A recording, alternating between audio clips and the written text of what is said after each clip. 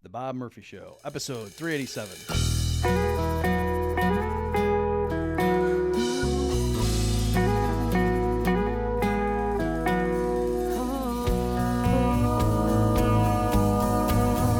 There's a tidal wave coming. What you gonna do? Get ready for another episode of The Bob Murphy Show, the podcast promoting free markets, free minds, and grateful souls. It's your source for commentary and interviews conducted by a Christian and economist. Now here's your host, Bob Murphy.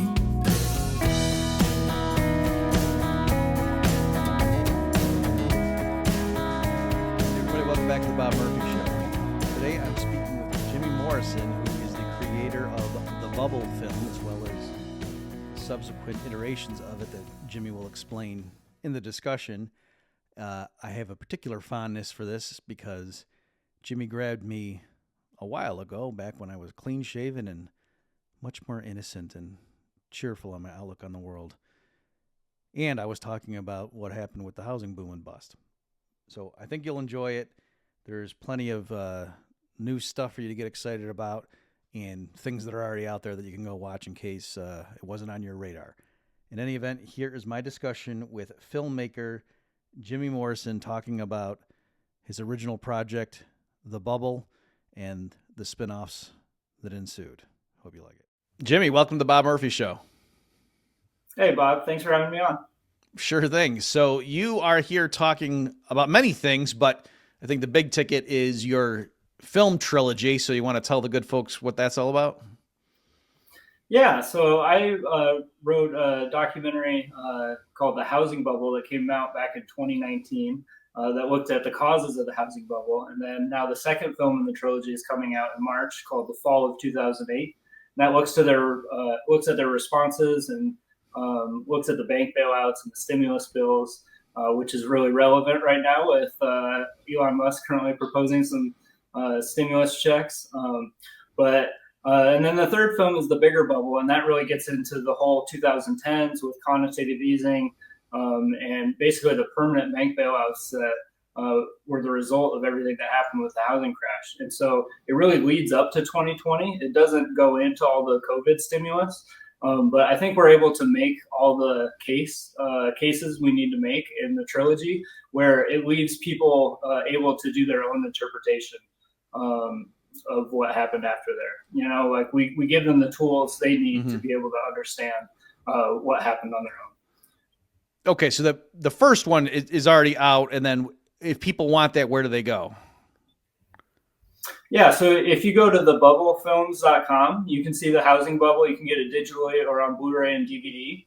And if you want to see the fall of 2008, you can pre-order it for $10. It comes out March 14th. That's at thefallof2008.com, or you can go to my production company website, letusdisagree.com. But people can actually get early access. It's just $25, and then they can go ahead and watch the new movie now before it even comes out. Okay, great. So let's speak. So as people will know from Jimmy, I do the pre-recorded introduction to these things. You interviewed me. So can you just give people a sense of like how many people you interviewed on that first production? Yeah, definitely. So I actually did 15 interviews, and the idea was to interview people that predicted the housing crash. And so it was people like Jim Rogers, Mark Faber, Doug Casey, David Stockman, Jim Grant. But then we also interviewed a bunch of economists like Joseph Salerno, yourself, Jeff Herbener, Patrick Barron, Roger Garrison, and Peter Wallison, who was on the Financial Crisis Commission, who had a lone dissenting opinion on it. He was in the film as well. So I drove like 35,000 miles to get all these interviews, and that was quite the journey in and of itself. But then editing the thing was just a monster. I wanted to condense it into one movie, and I realized that it was much more effective if we pulled out the history in the first movie and allowed people to just watch the sections that they wanted to watch. And we kind of did it as like a choose your adventure series, where like if you want to start with the causes of the housing bubble, you can do that and go through that run up in that history. Or if you want to just start with the bank bailouts, you can do that, and then it'll lead back into that first movie if you decide to watch it. And so each film builds on itself, but it's there's a few unique ways you can watch it. Okay, great. So I guess just stepping back, what can you give us a little bit of your backstory? Like, were you always an Austro-libertarian, or what got you interested in the philosophy first, and then I guess the follow-up would be, and then what made you decide I'm going to try to make a movie? Yeah, for sure. So when I was in high school, I was a pretty typical Republican. It was right after 9/11 and the Iraq War, and when Ron Paul actually came on the scene, like that was my big gripe with him. Was I didn't like how anti-war he was, which is ironic because now I'm as anti-war as they come. But my dad had really instilled the ideas of free trade and free markets in me at a young age. He worked for Iowans for Tax Relief as their development director for a while. And he worked very closely with the former Iowa Senate Majority Leader, Dave Stanley. And so I was able to kind of grow up around this guy and my dad and like learn these ideas. We always listened to Rush Limbaugh and stuff like that. But I really shifted toward libertarianism more in my 20s. And then really with this project, when I started it, I didn't know what the Federal Reserve was. I was a very Milton Friedman type libertarian where I didn't know a lot about monetary. Not to say he didn't know about monetary policy, but it just wasn't my focus. But on all the other things, I was pretty free market.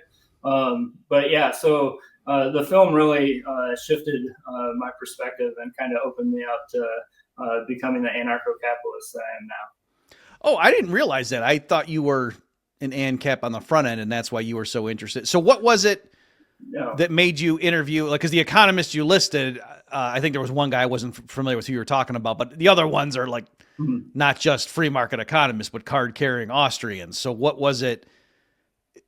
That just surprised me that if I understood you, or maybe I misunderstood, you were saying like it was the act of making the movie that made you go from like Chicago school general free marketer to like more Austrian ANCAP guy. Yeah, that's absolutely right. I didn't know who Ludwig von Mises was. I didn't know who Murray Rothbard was when I started the project. But what had happened was I had started a house painting business when I dropped out of college to pursue film. I figured like painting houses would give me the flexibility I needed to go on the road filming bands, and also like enable me to have like some money where I could shoot the movie that I had written and I wanted to do. And the reason I didn't finish my degree, I was studying economics and entrepreneurship at Iowa. But I knew that if I got a degree, like I'd have, in theory, a potential job opportunity. And so then I just knew that like if I had that opportunity, it would take away my chance of like pursuing a career in film. So I started that house painting business, which was a good idea. But at the same time, it was a terrible idea because it was literally the peak of the housing bubble. It was down to the month even, or within a couple months. So a few years later, after all the bank bailouts and stuff had happened, I didn't want to get an economics degree, but I did want to like learn more about it just as a hobby because I was interested in it. And so I did a torrent search for just the word economic or the phrase economics audiobook. And the Mises Institute had uploaded Economics in One Lesson by Henry Hazlitt. And so I literally was painting a house and listening to his words back in the 1940s. And I just was like, wow, this guy's basically describing what just happened in the housing crash. And so that really opened me up to the idea of like, I should track down these people. And so it started with Thomas Sowell. I actually read his book first and reached out to him and hounded him until he finally sent me an email and was like, hey, that sounds like a great project, but I'm not able to take on co-writing something like that. And when he said no, you were asking him to co-write it. Yeah, I wasn't just asking him to be in it. I wanted him to co-write it with me, or like have it be an adaptation of his book. Right. But it turned out to be a blessing because then I came across Tom Woods' lectures and his book Meltdown. And when I pitched him on the idea, Gene Epstein had actually told him, he said, you need to turn Meltdown into a documentary. And he said, oh, that'll never happen.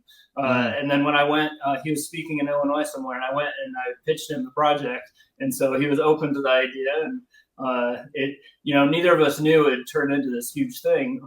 But we did think it was important that when people look back on the housing bubble, that they didn't just have the movies and documentaries that were out there before, where, the Austrian school wasn't being presented anywhere. Incidentally, are you familiar with? I'm trying to find it now on my tabs here of my browser. The Frontline documentary, Age of Easy Money. Is that on your radar? I'm not sure. I may have Okay, watched yeah. it a long time ago, but I Okay, can't because say that I've seen it. no, it came out last year, like about Oh no, 12 I months haven't ago. seen it. Yeah, I never heard of it, and I was just looking like it was like suggested for you or something on my YouTube. I was like, what the heck is this? But anyway, I'm going through it. I might cover it like on the Mises Institute, the Human Action podcast or something. But anyway, that just sparked when you said that, because the way they tell the story, it's not awful. Like they do give some good information, and I learned some things. Like they had some interviews with people I didn't know what their perspective was.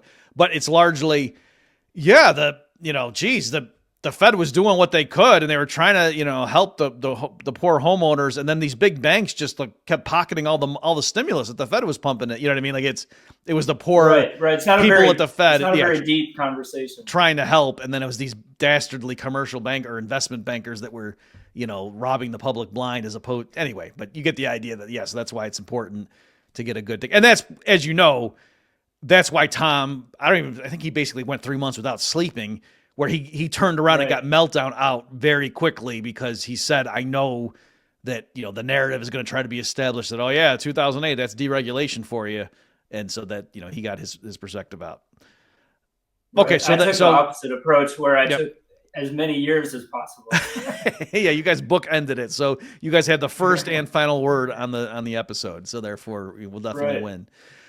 Okay. So Tom then is helping you with the script, and then so how did you figure out, like, were there a long list of people you wanted to interview, and then you emailed them all, and then some of them got back to you, and then you just went down the list? Like, how did the logistics of it? Like, how did you figure out who you were going to go drive the 35,000 miles, like you said in an interview? Right. Yeah. So Tom and I bounced names off of each other, and it just came down to. Like there were some people that we weren't able to get, which ended up working out, like Peter Thiel. I actually drove halfway across the country to interview him, and like it was supposed to happen, and then they just never connected with me when I was there. He was at a Students for Liberty conference or something. Oh, that's too bad. But in hindsight, like I don't necessarily think he would have been the best fit for exactly what we were trying to do, which was the focus was on the people that predicted the housing crash. And so that's what led me to the Austrian School, because that was such, so many people were in that, Peter Schiff and all these people are talking about the Austrian School. And so Peter, I actually went to CPAC and just went up to him after his talk and asked him, and he agreed to do it. I think a lot of people agreed to it that wouldn't have if it wasn't for Tom Woods' book, because they knew that they could trust me and that, we'd have a good conversation. There were some people like Doug Casey. I went out to Freedom Fest to try to interview him. It didn't happen. And so then he ended up letting me meet up with him in Washington, D.C. sometime. My first interview was with Mark Faber in Montreal, Canada. And I drove up there in my car, and I had to sleep in my car, which was kind of odd because, Mark Faber is just this crazy successful investor, one of the best. And to go from sleeping in your car one night to washing up in a gas station bathroom and then putting a suit on and interviewing someone like that was quite the experience. But I had a camera issue because it was a brand new camera, and I didn't know a setting with the lens that got messed up. And so he was gracious enough to do a second interview in Boston that we were able to use. I also had an audio issue with Gene Epstein, and so he was gracious enough to do a second interview.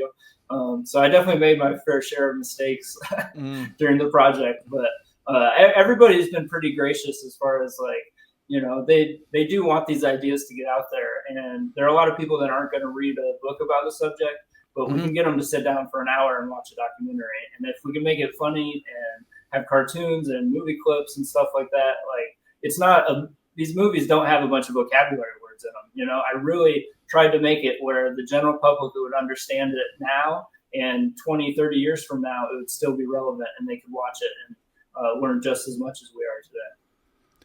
Okay, well, great. again, just for people in case they missed it on the front end, can you again explain like what the three films are and like what the boundaries are in terms of what's covered in each one?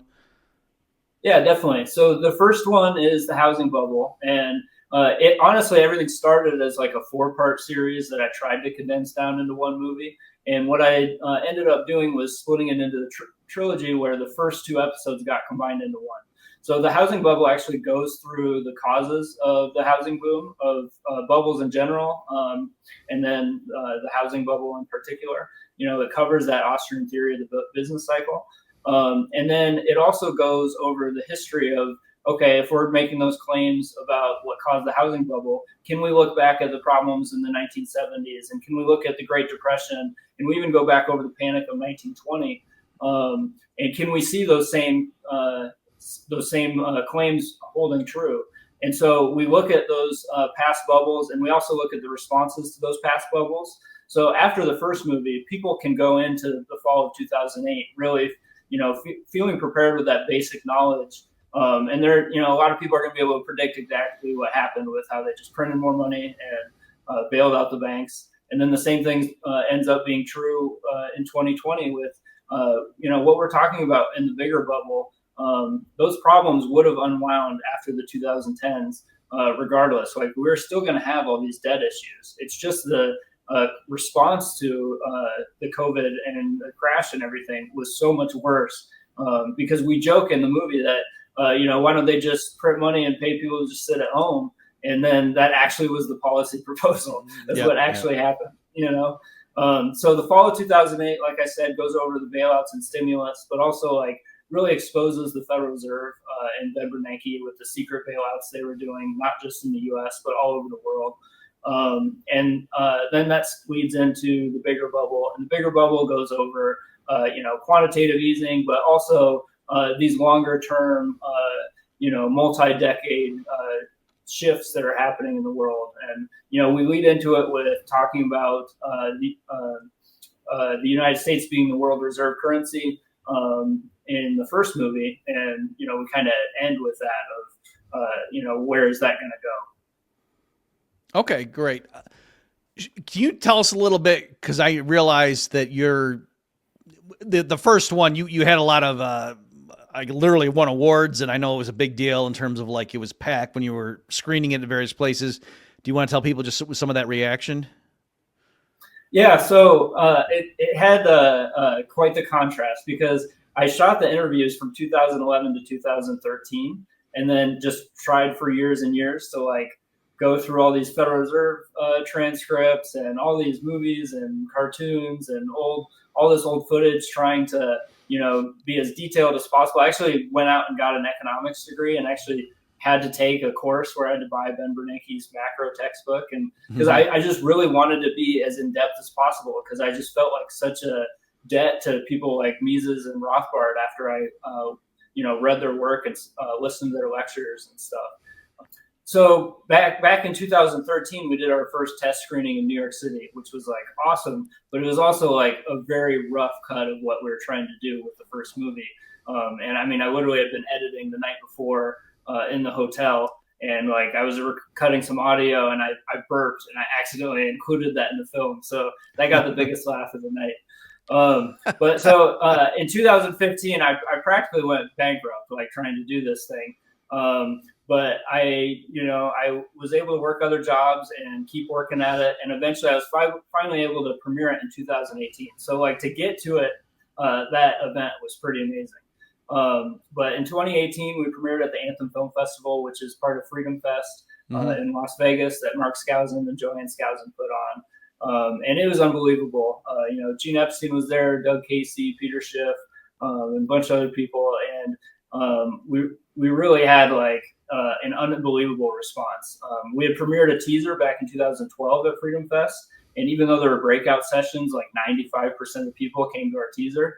So we'd had experience there before, but 2018 was pretty unprecedented. It still has the documentary attendance record for the festival. They added 50 seats, and there were over 300 people in the room, and like over a dozen people spilling out watching it through the doorway.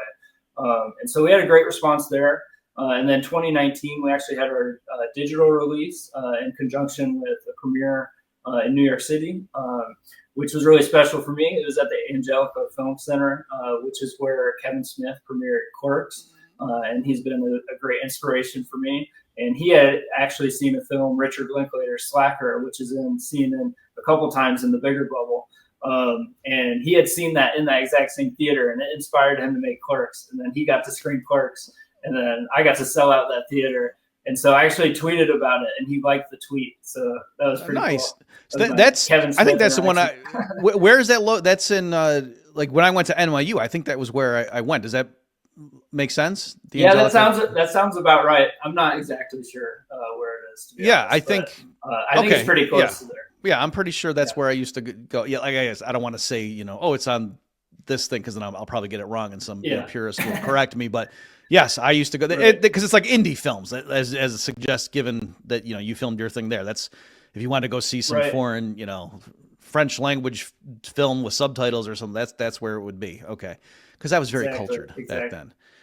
And it was also special. It was also special for me to go back to New York because my editor was based out of Bed-Stuy in Brooklyn. And so we took an RV and parked it on the street in Bed-Stuy for 2 weeks to start editing the project and do the bulk of our work. So I would go to the beach all day and, work on notes and everything while he worked on it. And then I would come back and we'd collaborate all night. It was quite the experience. Okay. So are you, besides that particular project, I mean, are you doing other film projects as well, or have you? Honestly, this project has been the bulk of my focus. I have done a couple other projects. We did Jake Dilley, who's my composer and sound designer on our projects. He did a film called Rock Steppy, which was a mockumentary where two brothers are naive brothers from Fairfield, Iowa. And they decide they're going to go to South by Southwest Music Festival, and they think it's going to be like American Idol, where you just perform and then you just make it, and then people are like, "Yes, you made it," And so that trip obviously becomes a disaster, and they end up going on to LA and back. And it was an amazing experience. I got to produce it, and I was a camera operator, and my RV was used in the film, which was cool. But it's got some great cameos from David Lynch, who passed away recently, and Peter Farrelly, who's another amazing director. And then Jeff Dowd, who is the inspiration for the dude in The Big Lebowski, is also in it as a character. It was co-stars McManus Wooden, who was the Geico caveman on the Geico commercials. Okay. And it's a pretty ridiculous movie. You guys can find it on my website, letusdisagree.com. But it was a lot of fun, and it's a great road trip movie, I'll say. But then the other big project that before you move on, so Jeff Dowd, if you saw him in the film Rocksteady, is it clearly oh yeah, that's the dude, or is it not? Is he a different character? I would say that Jeff Bridges had his own spin on who he is. But as you hang out with him, you definitely see the character for sure. And what had happened was he was a film distributor. He actually produced Fern Gully, if you remember that movie. Robin Williams, is like an animated movie in the 90s. But he was the distributor that bought Blood Simple, which was the Coen brothers' first movie. And so they just met him through that. And then they thought, this guy's such a great character. They put him in the film. So, and now he's just this iconic character that will live on forever, of course. Right.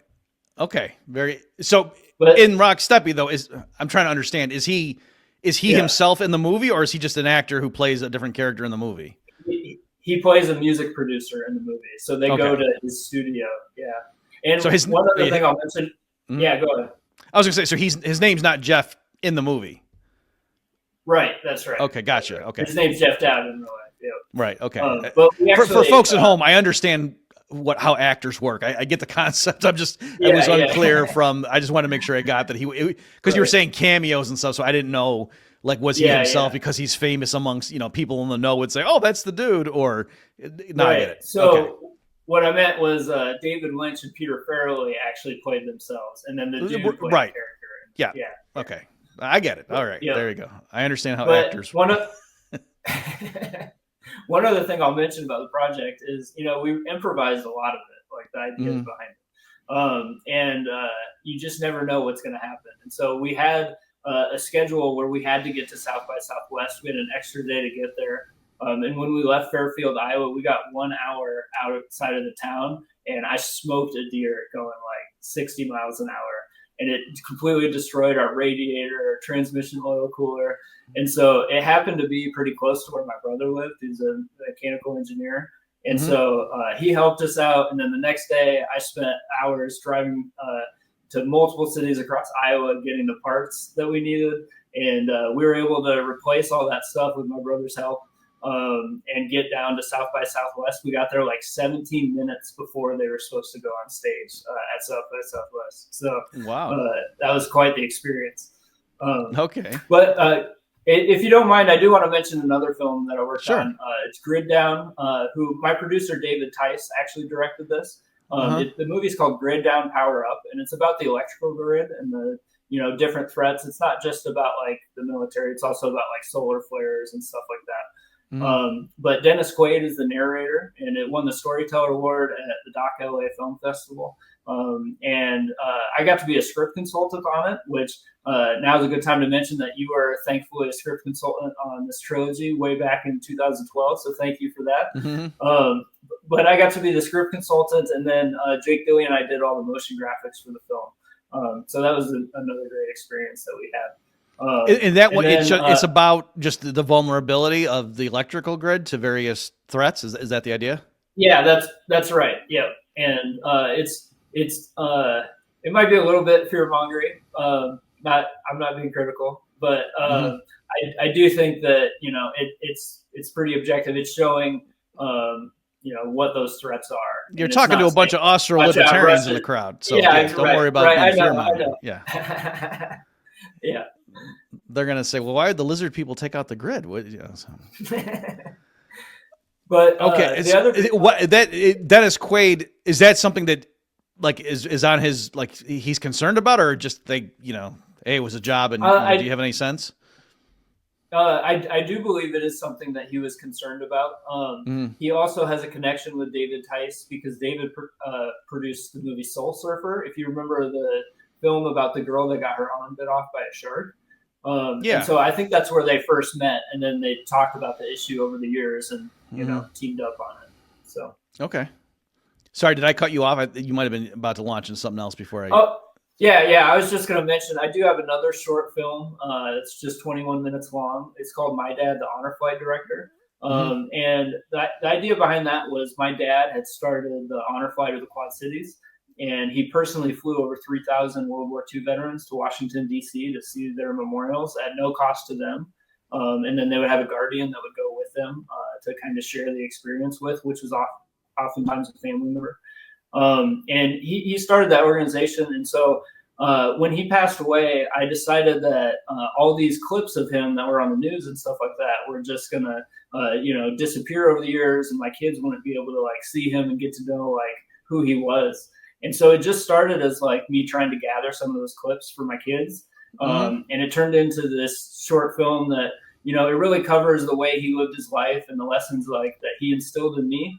But it also covers his battle with dementia and the journey he went on with that with my mom. So if people do get the Housing Bubble in the fall of 2008, that is one of the bonus features, along with a bunch of panels and other things that you can watch from the films over the years. Hey folks, let's take a break from the action to discuss today's sponsor.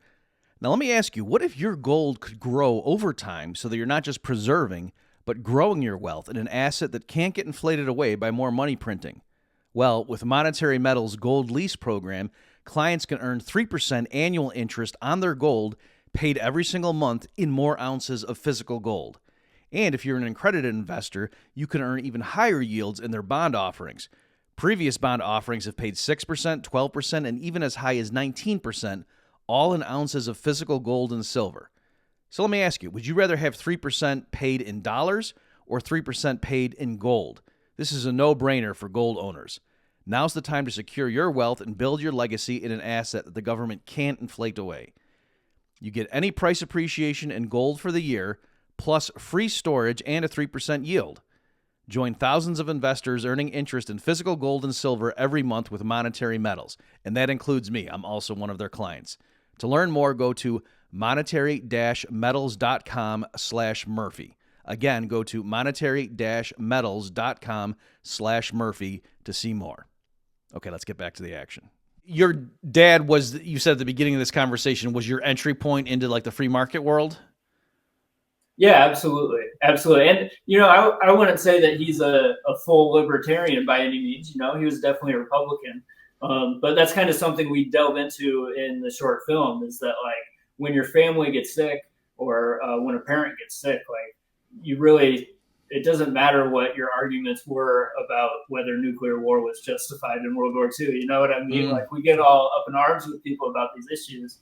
And that's why my production companies let us disagree films, because, like we should be able to talk about politics and economics and religion and all these things and be able to agree to shake hands and walk away, But unfortunately, that's such a big problem in our culture where everybody just loses their mind. And one of the things that Austrian economics really opened me up to is the idea of subjective value. And, even though like there is a right and wrong, like, we don't have to be so up in arms where we think, everything in my worldview is correct. And if anybody's out there that says something I disagree with, well, then they're an idiot, like it's just kind of absurd.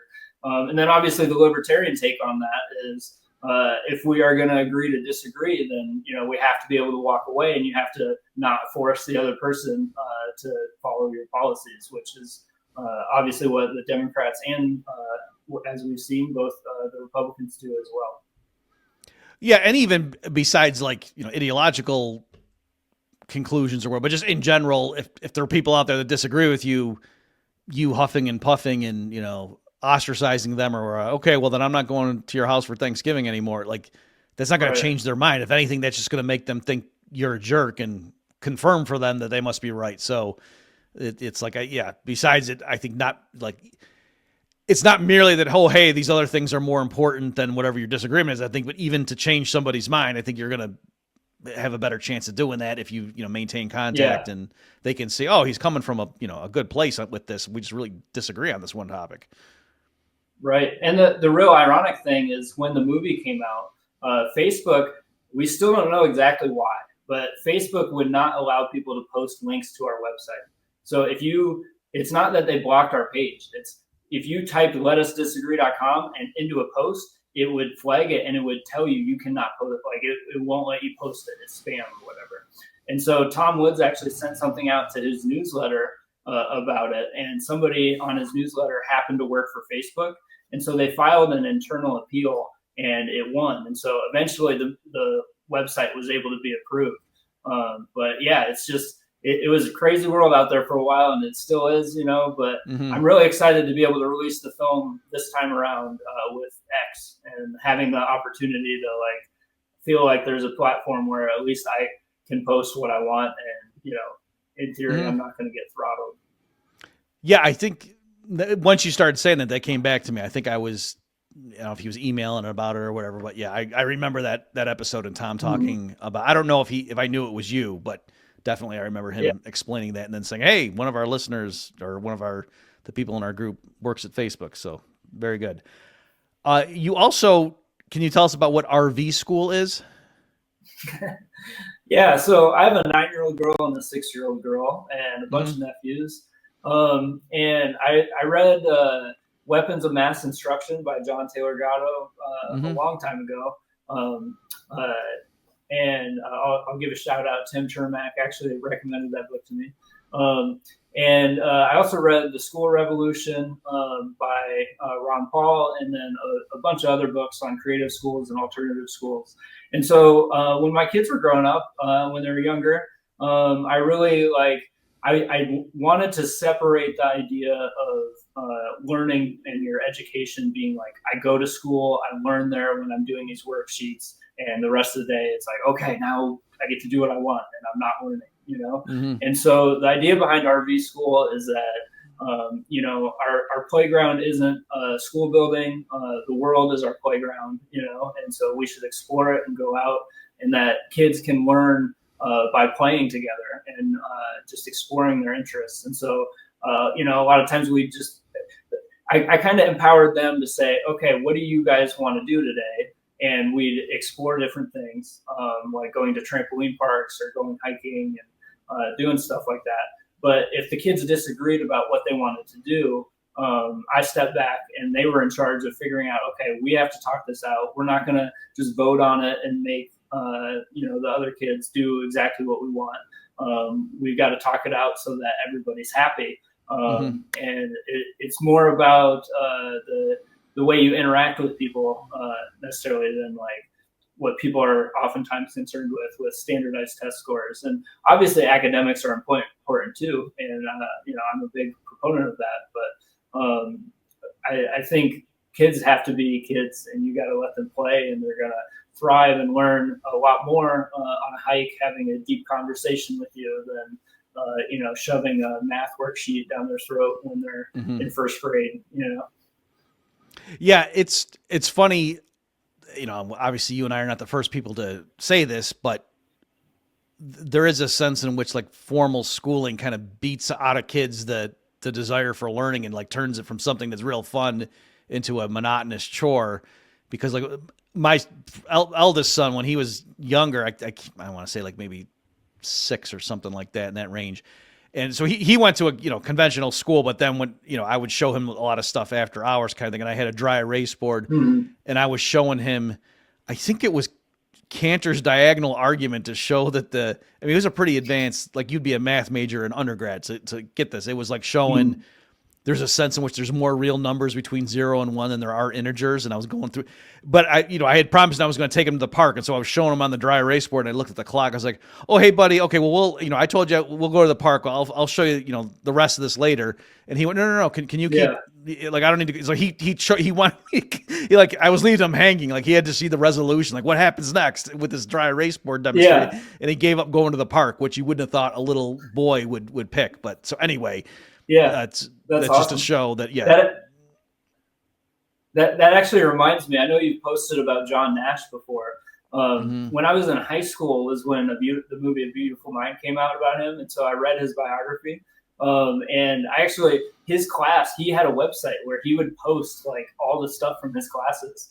And so I tried to follow along over the internet when I was in high school, and it was just way over my head, unfortunately. But I thought you might appreciate that as someone who's followed. Oh yeah, that is good. The thing that was funny with him is he also, maybe you know this, Jimmy. So they didn't say this in the movie, but in the book that I think it was Sylvia Nassar wrote the book that the movie was based on. But anyway, there was apparently he would occasionally assign, like just as for problem sets, like for his students, like I think they were grad students, he would give like very, famous unsolved math problems, and he would just assign it without like drawing attention to it, just give it like for homework. Just being and the other professors like saw like, John, what are you doing given this? And he was like, well, I thought maybe, it was just the rest of us, like it's so formidable now because we know it's gone, decades without being solved that maybe not, we think it can't be done. So I thought maybe if I just made it like a homework problem, someone would just bang it up, but it didn't work. But I thought it was an interesting attempt that he just thought maybe people were intimidated and just assumed it was insoluble. See, he's empowering the kids to take charge of their own education. Exactly. That's what he's doing. And that's what I was doing with my son too, with that stuff is I was showing him stuff about, there's a funny one too. So we went to, for a parent teacher conference. And again, I don't remember it. Maybe he was like 2nd grade, 3rd grade, something like that. And this was an expensive school. This is a private school.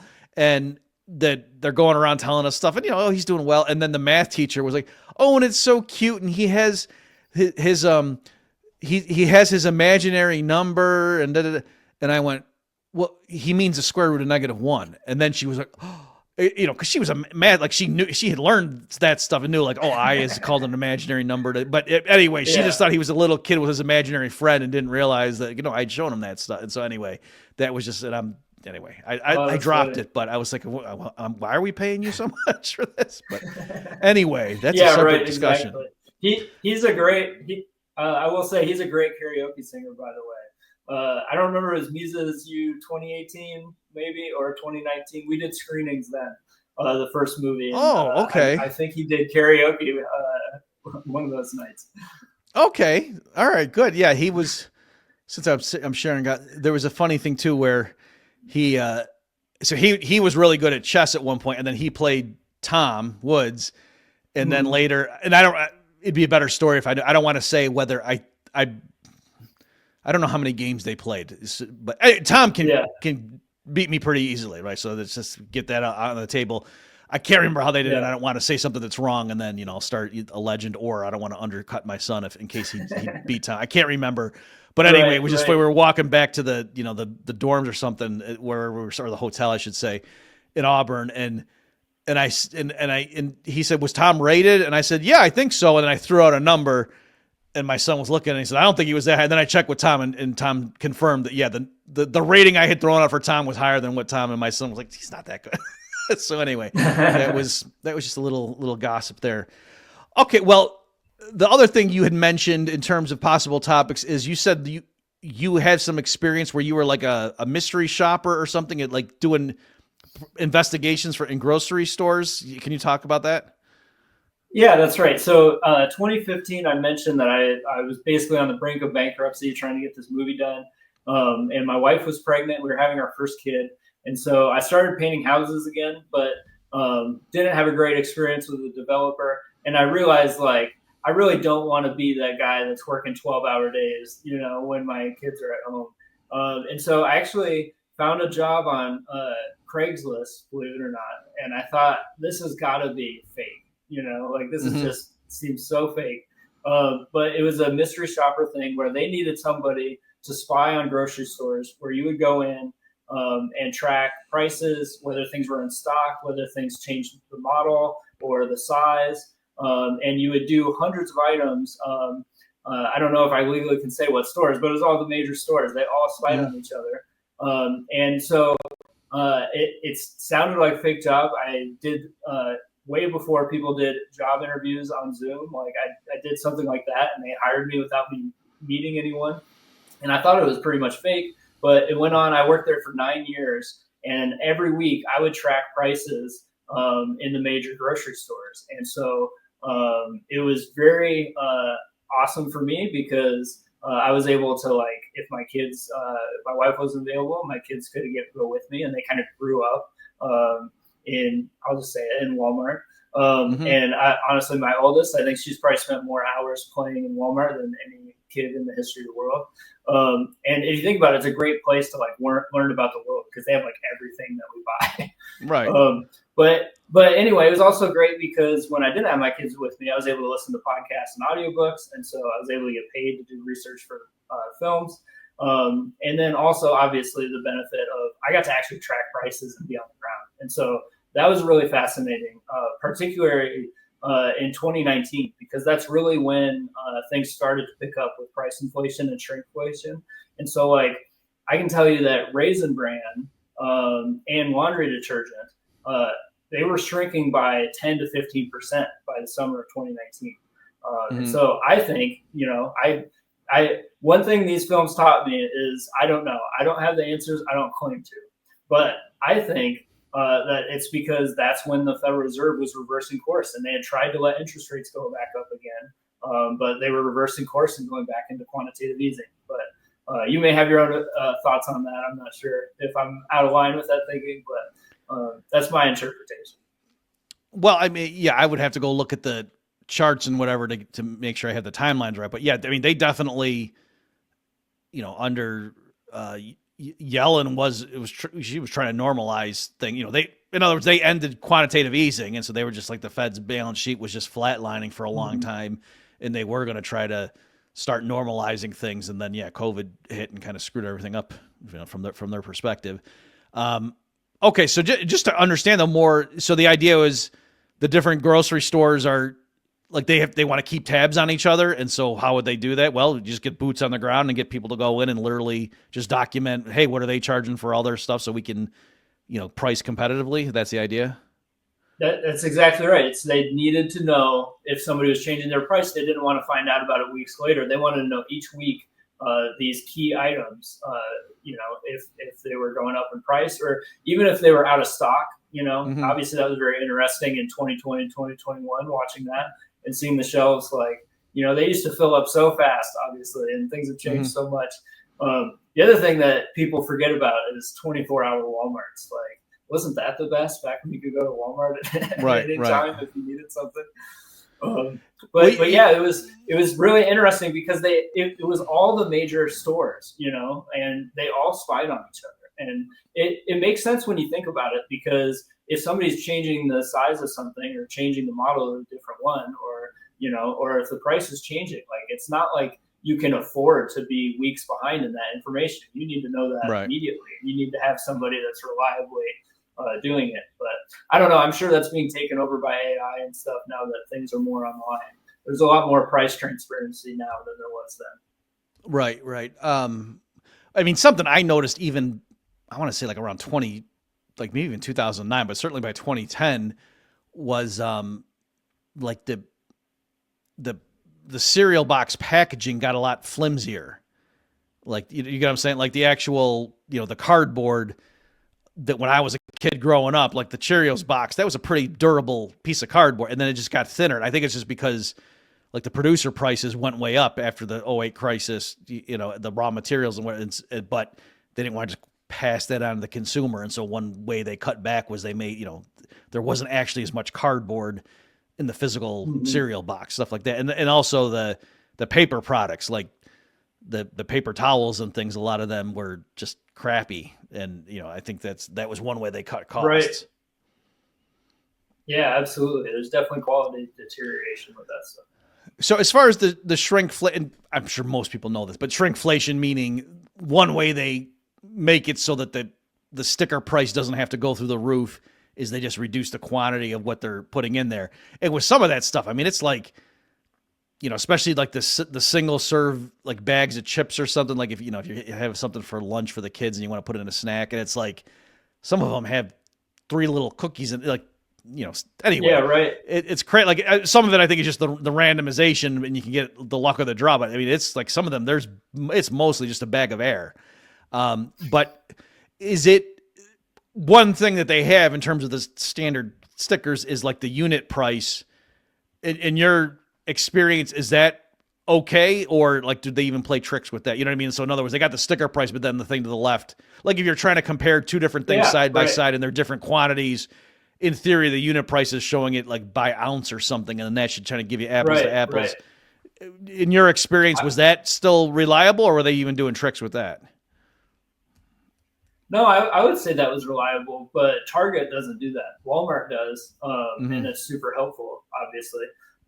But one thing that was interesting for me is seeing that, like, oh, okay, so Target actually carries a lot of the same things that Walmart does, but you're kind of paying that premium going there, saying that they're weeding out the lower quality stuff. So even though Target is a little more expensive, like part of that is just the idea that people don't have to sort through that stuff. There are people that don't want to spend that extra time. They want to know that they're just getting something that's a little higher quality.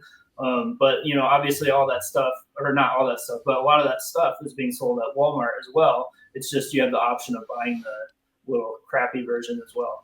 Mm-hmm.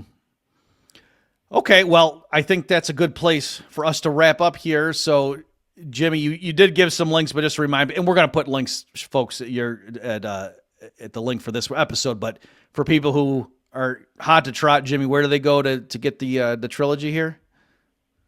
Yeah, you can go to my website, letusdisagree.com, for all my films, music videos, podcasts. There's all sorts of stuff. And actually, I'm starting a podcast. I'm going to be doing interviews with Jim Rogers and Ron Paul here coming up. So you guys can check that out at letusdisagree.com. And then the first movie, The Housing Bubble, is thebubblefilms.com. The fall of 2008 is just thefallof2008.com.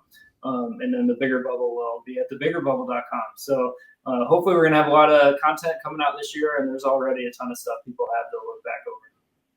Okay, well, thanks for having me on, Bob. This has been a lot of fun. Oh, yeah. Glad you could come on. So thank you, my folks. My guest has been Jimmy Morrison. Jimmy, thanks for all the driving and work and editing you put into it, and for coming on here and telling us about it. Awesome. Thanks a lot, Bob.